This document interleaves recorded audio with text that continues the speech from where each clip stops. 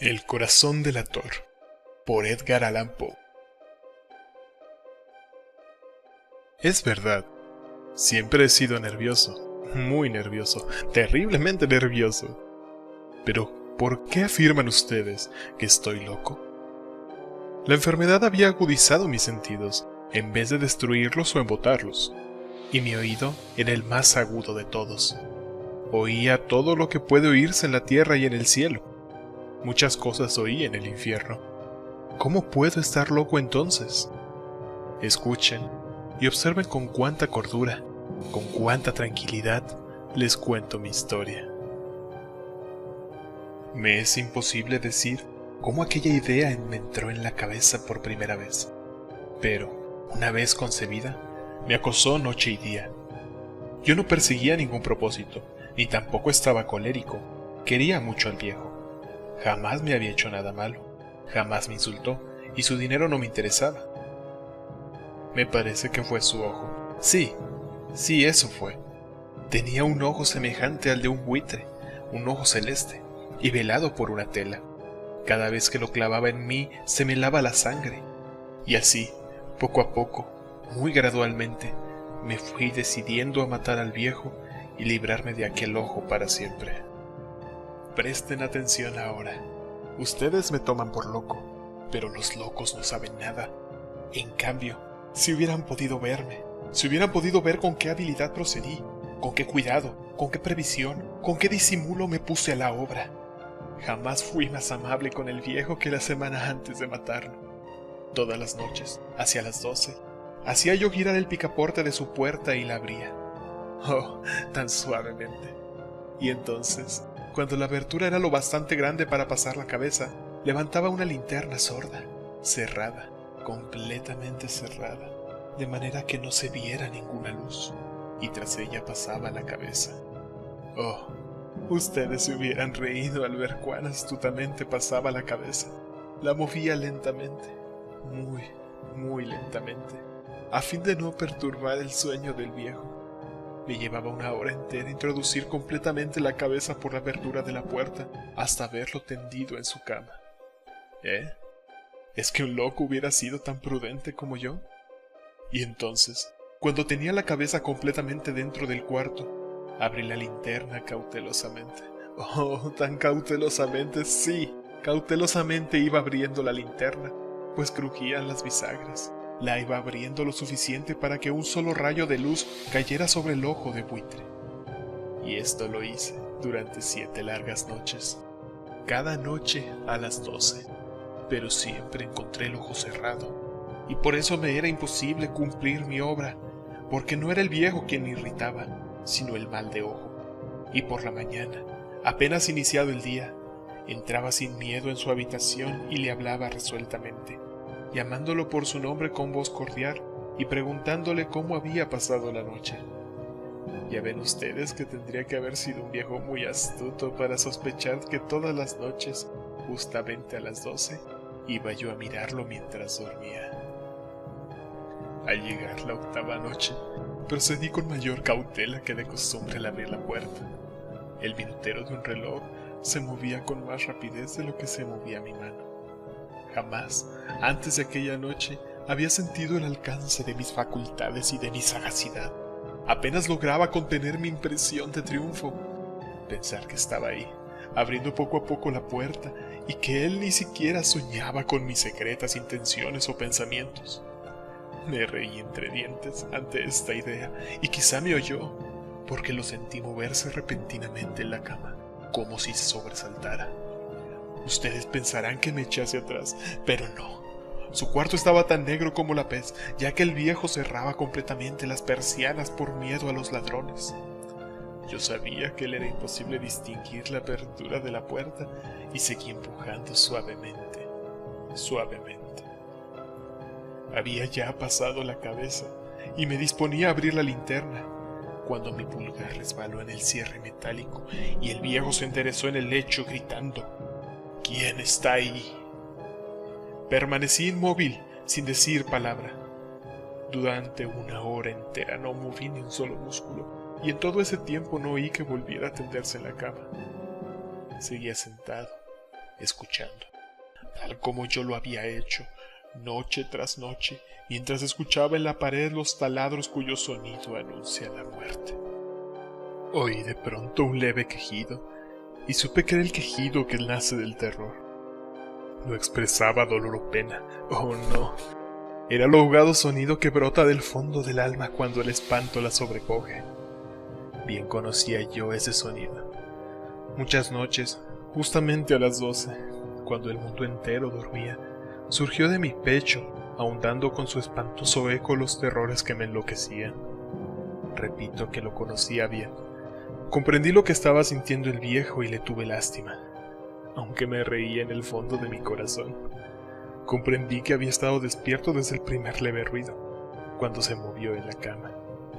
Había tratado de decirse que aquel ruido no era nada, pero sin conseguirlo. Pensaba, no es más que el viento en la chimenea, o un grillo que chirrió una sola vez. Sí, había tratado de darse ánimo con esas suposiciones, pero todo era en vano. Todo era en vano, porque la muerte se había aproximado a él, deslizándose furtiva y envolvía a su víctima. Y la fúnebre influencia de aquella sombra imperceptible era lo que lo movía a sentir, aunque no podía verla ni oírla, a sentir la presencia de mi cabeza dentro de la habitación. Después de haber esperado largo tiempo, con toda paciencia, sin oír que volviera a acostarse, resolví abrir una pequeñísima ranura en la linterna. Así lo hice. No pueden imaginarse ustedes con qué cuidado, con qué inmenso cuidado, hasta que un fino rayo de luz, semejante al hilo de la araña, brotó de la ranura y cayó de lleno sobre el ojo de buitre. Estaba abierto de par en par, y yo empecé a enfurecerme mientras lo miraba. Lo vi con toda claridad, de un azul apagado y con aquella horrible tela que me helaba hasta el tuétano, pero no podía ver nada de la cara o del cuerpo del viejo, pues, como movido por un instinto, había orientado el haz de luz exactamente hacia el punto maldito. ¿No les he dicho ya que lo que toman erradamente por locura es solo una excesiva agudeza de los sentidos? En aquel momento llegó a mis oídos un resonar apagado y presuroso, como el que podría hacer un reloj envuelto en algodón. Aquel sonido también me era familiar. Era el latir de un corazón. Aumentó aún más mi furia, tal como el redoblar de un tambor estimula el coraje de un soldado. Pero, incluso entonces, me sentí callado y me contuve. Apenas si respiraba. Sostenía la linterna de modo que no se moviera, tratando de mantener con toda la firmeza posible el haz de luz sobre el ojo. Entretanto, el infernal latir del corazón iba en aumento. Se hacía cada vez más rápido, más fuerte, momento a momento. El espanto del viejo tenía que ser terrible. Cada vez más fuerte, más fuerte. ¿Me siguen ustedes con atención? Les he dicho que soy nervioso. Sí, lo soy. Y ahora, a medianoche, en el terrible silencio de aquella antigua casa, un resonar tan extraño como aquel me llenó de un horror incontrolable. Sin embargo, me contuve todavía algunos minutos y permanecí inmóvil. Pero el latido crecía cada vez más fuerte, y me pareció que aquel corazón iba a estallar, y una nueva ansiedad se apoderó de mí. Algún vecino podía escuchar aquel sonido. La hora del viejo había sonado. Lanzando un alarido, abrí del todo la linterna y me precipité en la habitación. El viejo clamó una vez, solo una vez. Me bastó un segundo para arrojarlo al suelo y echarle encima el pesado colchón. Sonreí alegremente al ver lo fácil que me había resultado todo. Pero, durante varios minutos, el corazón siguió latiendo con un sonido ahogado.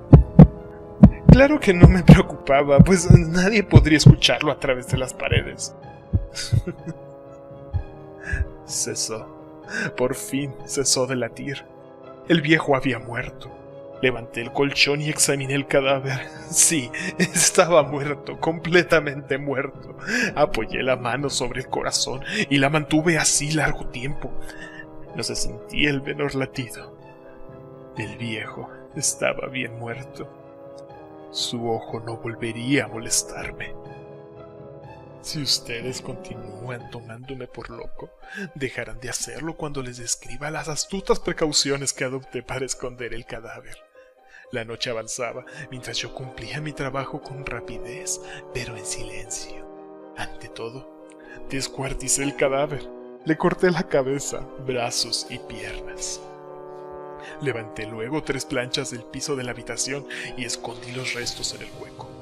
Volví a colocar los tablones con tanta tranquilidad que ningún ojo humano, ni siquiera el suyo, hubiera podido advertir la menor diferencia. No había nada que lavar, ninguna mancha, ningún rastro de sangre. Yo era demasiado precavido para eso. Una cubeta lo había recogido todo. Cuando hube terminado mi tarea, eran las 4 de la mañana. Pero seguía tan oscuro como a medianoche. En momentos en que se oían las campanadas de la hora, golpearon a la puerta de la calle. Acudí a abrir con toda tranquilidad, pues, ¿qué podía temer ahora? Hallé a 3 caballeros, que se presentaron muy civilmente como oficiales de policía. Durante la noche, un vecino había escuchado un alarido, por lo cual se sospechaba la posibilidad de algún atentado. Al recibir este informe en el puesto de policía, habían comisionado a los 3 agentes para que registraran el lugar. Sonreí, pues, ¿qué tenía que temer? Di la bienvenida a los oficiales y les expliqué que yo había lanzado aquel grito durante una pesadilla. Les hice saber que el viejo se había ausentado en la campaña. Llevé a los visitantes a recorrer la casa y los invité a que revisaran muy bien. Finalmente, acabé conduciéndolos a la habitación del muerto. Les mostré sus caudales intactos y cómo cada cosa se hallaba en su lugar. En el entusiasmo de mis confidencias, traje sillas a la habitación y les pedí a los 3 caballeros que descansaran ahí de su fatiga, mientras yo mismo, con la audacia de mi perfecto triunfo, colocaba una silla en el exacto punto bajo el cual reposaba el cadáver de mi víctima. Los oficiales se sentían satisfechos. Mis modales los habían convencido. Por mi parte, me hallaba perfectamente cómodo. Sentáronse y hablaron de cosas comunes, mientras yo les contestaba con animación. Mas al cabo de un rato, empecé a notar que me ponía pálido y deseé que se marchara. Me dolía la cabeza y creía percibir un zumbido en los oídos, pero los policías continuaban sentados y charlando. El zumbido se hizo más intenso, seguía resonando y era cada vez más intenso. Hablé en voz muy alta para librarme de esa sensación, pero continuaba lo mismo y se iba haciendo cada vez más clara. Hasta que, al fin, me di cuenta de que aquel sonido no se producía dentro de mis oídos. Sin duda, debí ponerme muy pálido, pero seguía hablando con creciente soltura y levantando mucho la voz. Empero, el sonido aumentaba. ¿Y qué podía hacer yo? Era un resonar apagado y presuroso, un sonido como el que podría hacer un reloj envuelto en algodón. Yo jadeaba, tratando de recobrar el aliento y, sin embargo, los policías no habían oído nada. Hablé con mayor rapidez, con vehemencia, pero el sonido crecía continuamente. Me puse en pie y discutí sobre insignificancias en voz muy alta y con violentas gesticulaciones, pero el sonido crecía continuamente. ¿Por qué no se iban? Anduve de un lado a otro, a grandes pasos, como si las observaciones de aquellos hombres me enfurecieran. Pero el sonido crecía continuamente. ¡Oh Dios! ¿Qué podía hacer yo? Lancé espumarajos de rabia, maldije, juré, balanceando la silla sobre la cual me había sentado. Raspé con ella las tablas del piso, pero el sonido sobrepujaba a todos los otros y crecía sin parar. Más alto, más alto, más alto, y entre tanto los hombres seguían charlando, plácidamente y sonriendo. Era posible que no oyeran. ¡Santo Dios! No, claro que oían, sospechaban, sabían y se estaban burlando de mi horror. Sí, así lo pensé y así lo pienso hoy. Pero cualquier cosa era preferible a aquella agonía. Cualquier cosa sería más tolerable que aquel escarnio. No podía soportar más tiempo sus sonrisas hipócritas. Sentí que tenía que gritar o morir. Y entonces, otra vez, escuchen, más fuerte, más fuerte, más fuerte, más fuerte. Basta ya de fingir, malvado Sauye. Confieso que lo maté. Levanten esos tablones, ahí, donde está latiendo su horrible corazón.